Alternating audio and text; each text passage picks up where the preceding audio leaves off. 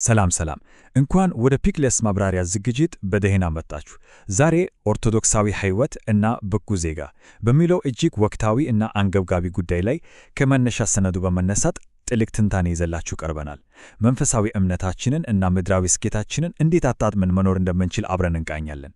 እንግዲህ ጊዜ ሳናጠፋ ቀጥታ ወደ ዋናው ሐሳብ እንግባ።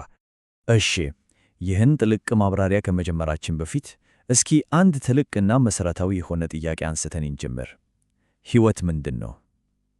አዎ፣ ሁላችንም በየቀኑ በኑሮ ሩጫ እንዋከባለን። ግን ዝም ብለን ጠዋት ወጥተን ማታ ስለምንገባ ብቻ እየኖርን ነው ማለት እንችላለን? ወይስ ቆም ብለን ሕልውናዬና ትርጉሙ በትክክል ምንድን ነው ብለን ራሳችንን ጠይቀን እናውቃለን? አያችሁ፣ መጽሐፍ ቅዱሳዊ ምላሾችን ስንመለከት ሕይወት እጅግ አጭርና አላፊ መሆኗን ነው የምንረዳው።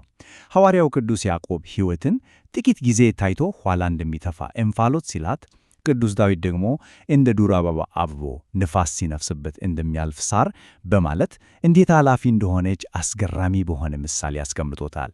ይህን ስንሰማ ግን ተስፋ እንድንቆርጥ ሳይሆን የተሰጠንን አጭር ጊዜ ምን ያህል በጥንቃቄና በዓላማ መኖር እንዳለብን እንድንቃ ነው። ታዲያ ይችን አላፊ ሕይወት እንዴት ነው የምንኖራት? መነሻ ሰነዱ ሕልውናችንን በአራት ዋና ዋና ክፍሎች ያሳየናል። እነሱም ዚያዊ፣ ዘላለማዊ፣ ሥጋዊ እና መንፈሳዊ ሕይወት ናቸው። እና ምን መሰላችሁ? ዋናው ቁልፍ አንዱን ትተን ሌላውን ማሳደድ ሳይሆን እነዚህን አራቱንም ልኬቶች ተረድተን ምድራዊ ኃላፊነታችንን ከሰማያዊ ተስፋ ጋር አዋህደን መጓዙ ላይ ነው። አሁን እዚህ ጋር የዘመናችን ትልቁ ወጥመድ ምን እንደሆነ እናያለን። ሥጋዊ ሕይወትን ብቻ በጭፍን ማሳደድ። ሰዎች ሀብትንና ምድራዊ ስኬትን ብቻ ሌት ተቀን ሲያሳድዱ ለምን እንደሚኖሩ እንኳን ይረሱ። አስቡት እንግዲህ ይህ አይነቱ ሩጫ የሕይወትን እውነተኛ ጣዕም አሳጥቶ ራስን እስከ ማጣት አልፎም እስከ መጨረሻው የሕይወት ገደል አፋፍ ድረስ ያለ ዕረፍት ሊያጓጉስ ይችላል። እጅግ አድካሚና አደገኛ ነው። ታውቃላችሁ፣ ዘመናዊው ዓለም ስኬትን እንዴት እንደሚለካ የዓለም አቀፉ የኢኮኖሚ ትብብርና ልማት ድርጅት ወይም በተለምዶ ኦኢሲዲ ያስቀመጣቸውን መመዘኛዎች ብንመለከት ገቢ፣ ጤና፣ የሥራና የሕይወት ሚዛን፣ ምቹ መኖሪያ ቤት እንዲሁም አጠቃላይ የሕይወት እርካታ እያለ ይዘረዝራል። መንፈሳዊ ሕይወት እንኖራለን ስንል እኮ እነዚህን ተግባራዊ ምድራዊ ፍላጎቶች እና ኃላፊነቶች ሙሉ በሙሉ ችላ እንላለን ማለት በፍጹም አይደለም። ነገር ግን እውነተኛው ስኬት ከዚህም ጠለቅ ይላል።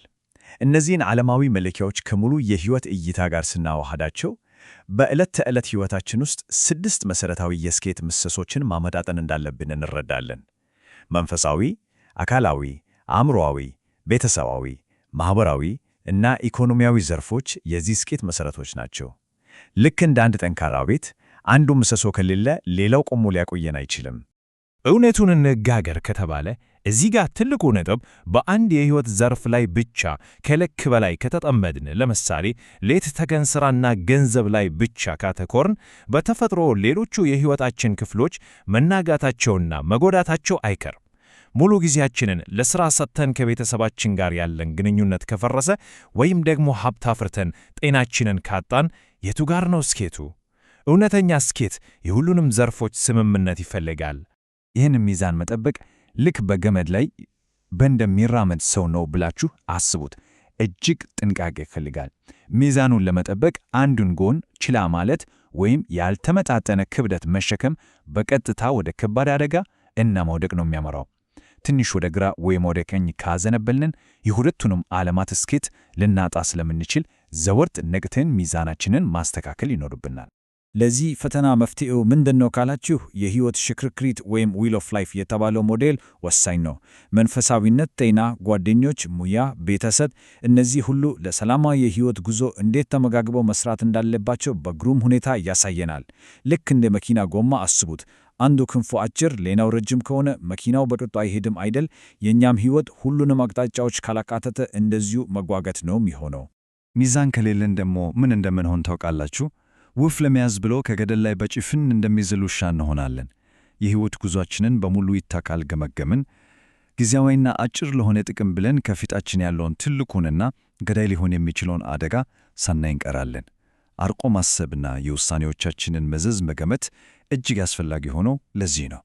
ሁላችንም የምናስበው ወደ ግቦቻችን የምናደርገው ጉዞ ቀጥተኛና ቀላል መስመር ይመስለናል።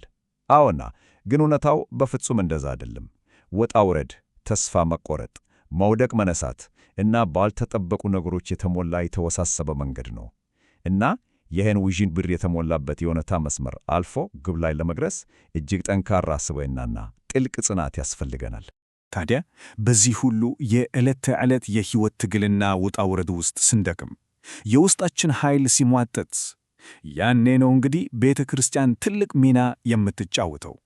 ቤተ ክርስቲያን ያ የዛለውና ያለቀው መንፈሳዊ ባትሪያችንን መልሰን የምንሞላበት፣ አርፈን ለቀጣዩ ጉዟችን ጉልበት የምናገኝበት የተቀደሰ ስፍራችን ናት። መንፈሳዊ ረፍት ስናገኝ ነው ምድራዊውን ትግል በብቃት መውጣት የምንችለው።